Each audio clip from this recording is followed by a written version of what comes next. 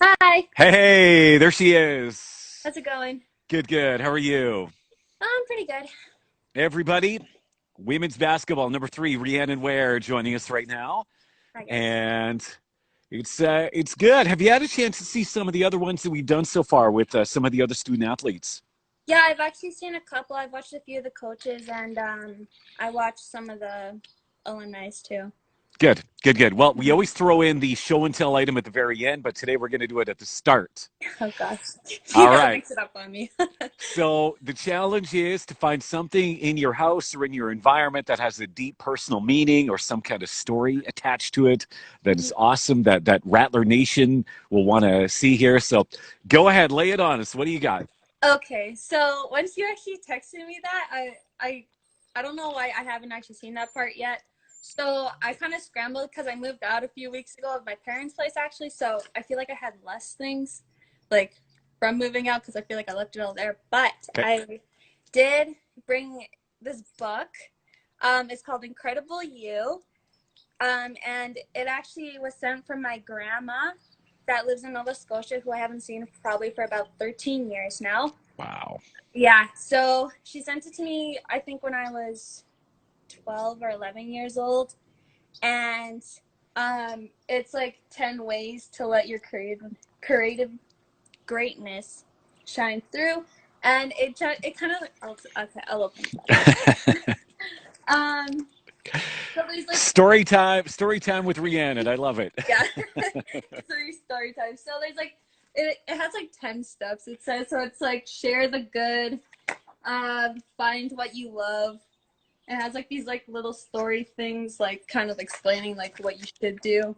Yeah. Um, you're filled with love, and then it's find a quiet place inside, make today great, um, change your thoughts to good, take care of yourself, and there's a few others. And like the last one's like good thoughts give you energy. So I kind of Okay. like it's kind of like things I think about or try to do every day at least.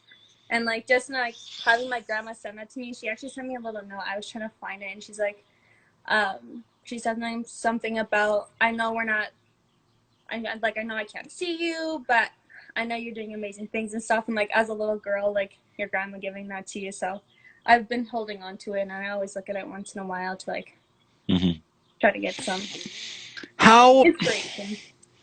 how that must be kind of difficult. I mean, you've got a grandma that that you love and Yeah. she loves you, but it's been like well over a decade since you've seen her. Like how does that happen? Like what's going on there? Um, I I can't really tell you like why we haven't like we moved up here when I was about 6 years old with the rest of my family, like just my hmm siblings and my parents, and then um, it's like she doesn't like to travel, and we've always just been so busy. Like like I come from a really big family, so it's really hard to travel with everyone, and so Yep. honestly, I think we've just been so caught up in our lives over the years that like we haven't made the like had the chance to, but over the last couple of years we've been trying to make some plans and like find ways to actually go see her and visit her because it has been like hmm 13 years. So So why did your family move across the country with this young little family? Right? A lot of families would have been like, all right, now's the time to develop roots and stay here. But you guys yeah, moved across the damn country. What happened there? yeah, I actually don't know the full story. I know my parents, I think my mom had a job opportunity up here, so they didn't think even twice about moving. And I don't think they heard anything but good things up here. So I think it's just a chance for us to like grow up. And obviously, like it's a great town, so I'm glad we did it. But Yeah. Good I, for I you. always, I always kind of figure what it'd be like if we actually did stay there. But You'd be playing basketball for some team in Halifax or St. John or something like that. Who yeah, knows what you'd who be doing, knows? right? Yeah, who knows? Yeah. So how did you get started in basketball? Was it at Hat High for the Mohawk for the Kwahommies or were you playing even before that? No, I actually started in middle school, grade seven.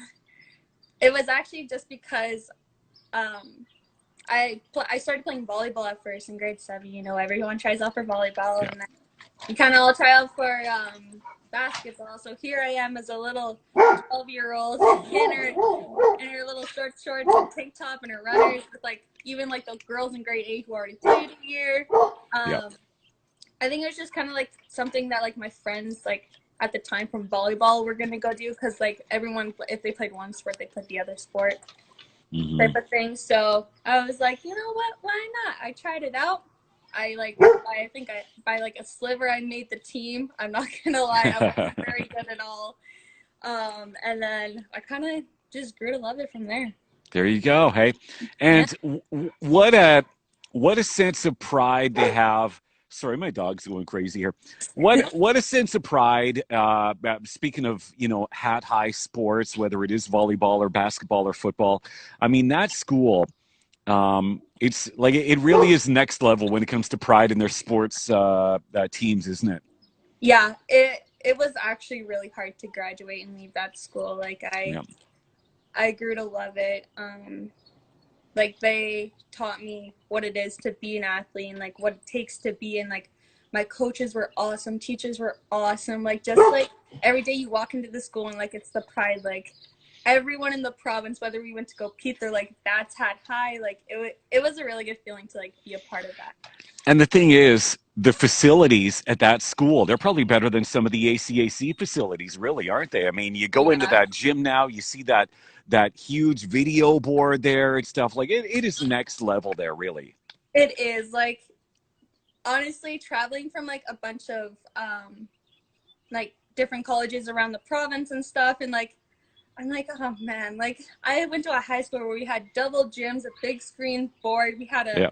running track going on, we had one of the best workout facilities in the province. So it was really hard. Like, don't get me wrong, like I do like we do good with like what we have in the college and like everywhere else, Yep. but it was just so newly renovated and so nice and it was nice to play there for like a year and a half before. Yeah. Hey, so give us a little update. What have the past couple of months been like for you? I mean, anybody that follows you on Instagram, it hasn't really been about basketball at all. It's just your average everyday life now. So what's been Yeah. occupying your time now? I I have been trying to like keep up with training and stuff, and I've been doing really good. Um, I think personally, like keeping like that balance between like just kind of slacking off and actually like putting in the work and stuff. Since I have moved out, I think it's thrown off my routine a little bit just because like I've been in the same routine for so long. So Hmm. I have. I'm not going to lie. I have been a little off track, and like I've been taking Yeah. a little more time off, and um, I'm glad that hopefully soon we can start um, training with people in town for who's here for our team. So we actually have a little thing going on tomorrow morning. We're doing a distance workout outside, so that'll be nice. But other than that, like I haven't really been doing too much. I finally found a job, so that's Good for nice. you. Yeah, Not to say where, but what type of work is it? What are you doing? I'm being a server right now. Awesome. Good. Yeah, Hey. Good. yeah. Good. So that Good. gets to fill a few days of my of Yep. the week, but it's kind of been slacking. Like I've just been slacking off and I I chilling think out. I think we've all slacked off over the past couple of months. Like Yeah, seriously, I think everybody has probably eaten too much. We probably drank too much. We've done everything too much, right? yeah. It's like it's It's such a weird time, right? it's literally like, what else are you supposed to do when everything was just closed off? Like the mall was closed, stores were closed. Like, what else are you supposed to do? So, So when's the last time you actually dribbled or shot a basketball? Was it that weekend with the conference championships? actually, no. I've been trying to sneak. I've been sneaking down into. I guess not sneaking, but I've been going down to King Cooley, like that little basketball court Yep. there. So I've been trying to go there at least once a week, if not twice a week, just to like get my shot up, make sure I know how to dribble a basketball still. But no, I've just been trying to do that and like get my little touch. And I've been like, if I'm around the house, like I'll just carry a basketball and like touch it with my Hmm. hands and like practice my shooting form and stuff. But Good for you. What um what part of your game from last year? I mean, you grew a lot as a player this past season, but what part of your game are you really hoping to zero in on and really show the most improvement in for the upcoming season? I think personally it's going to be my decision making on the fly and my jump shot. Okay. Because I am one of the like I'm the smallest person on the court. There's no doubt about that. But Yep. so just like thinking on the fly, like those quick decisions, like like I guess my former teammate now, Morgan. She's just so good at it, and she makes such good decisions and stuff. So I want to be able to at that point to like make all those right decisions, like around there as I'm sprinting on the court, seeing my teammates, seeing the floor, what's going on. So I really want to work on that, and also just having quicker feet and getting my shot up more. So I've been really working on that, like at the end of the season. Hmm. So hopefully by then I can. Is it tough to balance the academic side and the basketball side? Because I mean, let's face it, you've got lots of fun on one side, and then you've got, oh great, I got to do my schoolwork or whatever. How do you manage that personally? Is that a challenge?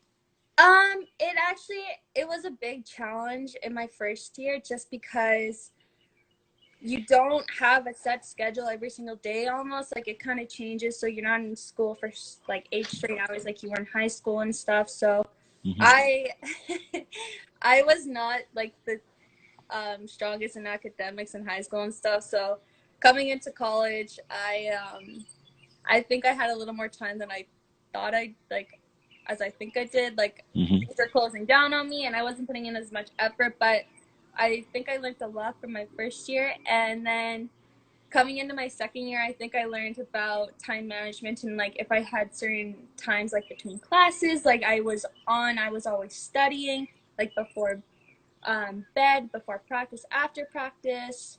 And like there's been nights where like on Saturday nights, like after the boys game, like I'm up in the common areas trying to finish an essay because I'd rather get a good mark on something that's worth 20% of my grade than go That's home. right. All your teammates are watching the game. Meanwhile, you're like nose to the grindstone, and yeah, Yeah, I there's been totally a get that. few of those nights. So, but Yeah. I think it's it's definitely is a challenge. But I think as you go along, you start to find like a groove and a routine and stuff that helps you. Good.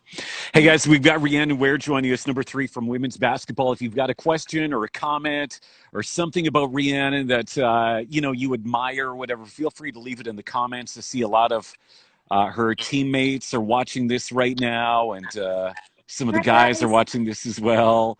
That's awesome. That's awesome. So, how about the road trips? Is that like one of the best parts of being on a high level basketball team like this? Just the bonding and that side of it. It's got to be a lot of fun too, right? It is a lot of fun. I think the first part of the trip when you're going up is more fun than sometimes like coming back, especially if you're going overnight from like Calgary and then you're coming back. Hmm. Um, we definitely get to bond a lot on the bus and like we have a lot of fun. We play some games now and then. Sometimes we'll just put on a movie or something. But it's just kind of great because we also get to work on homework with like people who are in similar classes as us. Like it kind Yep. of just like it's kind of like a nice balance of like just being with each other, but at the same time like we're getting some stuff done. So Yep. it is fun. Like we've had a lot of fun, but sometimes like you just kind of want to be off the bus and like in your bed and stuff just goes on a long day and Do you have the same roomie for all the road trips, or is that something that rotates, or how does that work? um it kind of varies. Like there's a point where like we have the same roommates, like me and like the other third years now, like Ty and Amber, like we were always together. And now it's kind of like since I think we've had more rookies, we've tried to mingle a little more just so we can just kind of get to know one another, I guess. I think Hmm. that's how Clayton did it. I'm not sure, but there was a point in time where we had like the same roomies for almost all the time. And Oh yeah. Would you say that this past season, I mean, with 3 different seasons, 3 different teams that we're talking about, would you say that this past year's team was the tightest and most cohesive? Or what are some of the big differences between each of the 3 teams that you've noticed so far in your time? um, well, from my rookie year, there it was more vet heavy. So with only having 3 rookies on the teams, like we really had to step it up. And I think some of those people who have been playing longer together, they kind of like it wasn't as like how do I say it? It wasn't as like cohesive, like inclusive, just because like it was bets. So like rookies had to pick it up. Like we had to do this. Like it was like this, and like we had to get our crap done, and like we Yep. had to nail down, and like we did have some time for fun, but it was a lot of serious. And but coming into our second year, as we had way more rookies, like it was like half rookies, half vets. So like we all had to play our part. Like we had a lot of fun with each other. Like honestly, I can say like it was a lot of fun with our rookies and stuff because as a rookie you're excited. So we were excited for them to come, and it I think definitely our second year we had a lot more fun as a team just because we were a whole lot closer, and like Yep. uh, we did a lot more things together as a team that year. And yeah, I think our second year was really good. So when it comes to sports, right? We don't do hazing, we don't do initiation, things like that. But I'd imagine sometimes when it comes to a rookie, sometimes you kind of let them have it a little bit. Is there any fun rookie stories that either were done to you or that you've seen during your time with the Rattlers that are, not cruel, but just kind of funny, you know? Yeah, like we always, so far since I've been here, we've always had like a little rookie party. So how we've done it is however many rookies there are. So like my rookie year, like I was rookie, they dressed me up as a frog. Like my face was painted green. I had this little frog hat on. And then my second year with the rookies coming in, like we each like two people, all two vets had a rookie, so we did like this initiation thing at one of the vets house, and they had to like come down and drink from like a little cup. I think it was punch or something, but we made them stand in a line and stuff, and like swear to an oath that they had to have like the most fun or something for the night. And Yeah, it it's kind of a fun thing to like remember as a rookie. Like I was there, I did that. exactly. That's awesome. That's awesome. So the upcoming season, I mean, there's some pretty big gaps that I mean, someone's going to have to fill in, right? What are your thoughts on the upcoming season? Um, I mean, we've had a few signings that I see, although it's kind of tough to really tell what they're going to bring at this point. But what are you hearing so far about the upcoming season? I hear it. I feel like it's gonna be as similar as this year almost. Like, obviously, there's some things different with our one of our biggest players and one of our best players, Morgan, gone. And Hmm. um, I think definitely we're gonna have some more work to do, especially our guards. Because Morgan was like one of our best guards that we had. Like she was just so smart and she held the team really well, and so did Paige. Like Paige made us work really hard every practice. So people are definitely going to have to step up this season. I think with our rookies coming in that we have, so far from what we've seen, they worked really hard. Like they take what you say like into consideration. It's kind of hard to say right now just Yep. because like we haven't really been able to be as a team yet, but I'm excited for it. Like I think with our vets coming back, we definitely know what it takes, especially um, to be some of our common goals, like for playoffs and stuff, where we want to be what it Hmm. takes. So I think, um, especially with our second years, when we kind of threw Yep. them into the, we kind of just threw them in last year because since it was half rookies, half vets, like they had to play really no matter what. So we kind of just threw them in there, and Now, Rhiannon, after that, there is a chance that somebody from the ACAC might be watching this, right? And I know that it's on your mind, it's on a lot of the minds of the student athletes. You guys want to play like October. You want to get on the court. You want everything to be normal right now. yeah. But chances are they're going to really wonder, are we making the right decision? Are we being safe enough? What would your message be to anybody from the ACAC that's making the decision? When do we go back on court? What would you say? Oh man, I really had mixed emotions about it. Like obviously it's something to take seriously because like there are people out there who can get like sick and stuff from it and have it more severe than others. But at the same time, like if we have precautions and stuff, like we're taking things seriously. Maybe student athletes have like limited like interactions with people and like that make us able to like play. I would really love to play sooner than later. Like Yep. I'm itching to get back on the court, and I So just if it's a matter of being tested the day before every game and then being tested after the game, you're fine with that. Hey, totally I cool. in a way I am, but Yep. I guess it's just a safety thing too. Like if we, I don't know, like I want to play, and if it kind of took something like that to play a couple games now and again, then I totally would. But then again, I would sit back. Yep. I just have mixed emotions about it. What if the other option is no fans? Are you okay with Yeah, playing with zero fans? I think that would throw not only me off but everyone off. Like we've had some of the best fans like in the Hmm. ACAC, and playing in the very empty gym. I I don't know. Like I don't think I'd like that one bit. Yeah. I feel like there'd be something wrong. I don't think it'd feel like a real game to me, Yeah. just because like our fans are a big part of our game. So Exactly. By the way, guys, we're talking to Rhiannon here, Rhiannon Ware from women's basketball. Um, how often do you talk to Coach Clayton here in the off season? I talked. Oh, Uh, there we go. there we go. We're back. We're back. Go um, ahead. there we go. I talk to him now and again. We're always keeping touch of how things are going. With school coming up, like what are my decisions? Um, how am I doing, like just mentally, physically, and what I've been up to try to keep myself busy and fitness wise and stuff. So I've talked to him now and again, but it's definitely not Yep. as much as if I would see him every You day. know, so when you see him at the games and even around town or whatever, he seems like seriously one of the nicest guys you'll ever meet, right? Just a Yeah. just a positive, uplifting guy. Yeah. But surely you've seen him incredibly angry. Oh yeah. What gets Coach Clayton really angry? Um, what gets him angry? Probably, definitely when we're not treating drills like game situations at all. Like if we're not coming into practice ready, Yeah. it would get him furious. And just like in games, like if he's trying to show us some things, but like quite the team's not quite getting it, and like we're getting in a rut in a game, and then um, there's really not a whole. Keeps pretty good temper. Yeah. Okay, but tell Yeah. me this though.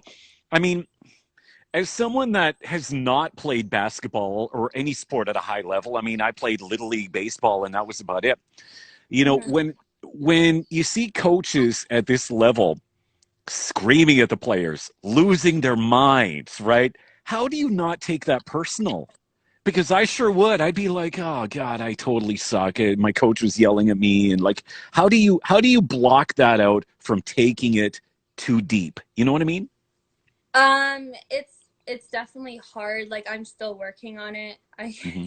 my teammates have probably seen anyone who's seen me play probably made seen me like kind of lose it at some point too from Yeah. getting yelled at. But it's you just need to take it as constructive criticism. Like they're not mad like at you. It's just the fact of like the situation. Like they're trying to make you better. Like they're not trying to they're yelling at you for you to do better. Like they're not yelling at you to for you to suck the rest of the game. Yeah. So it's just kind of like taking the good part out of it and like what you need to do, and not so much like the tone of how it's said.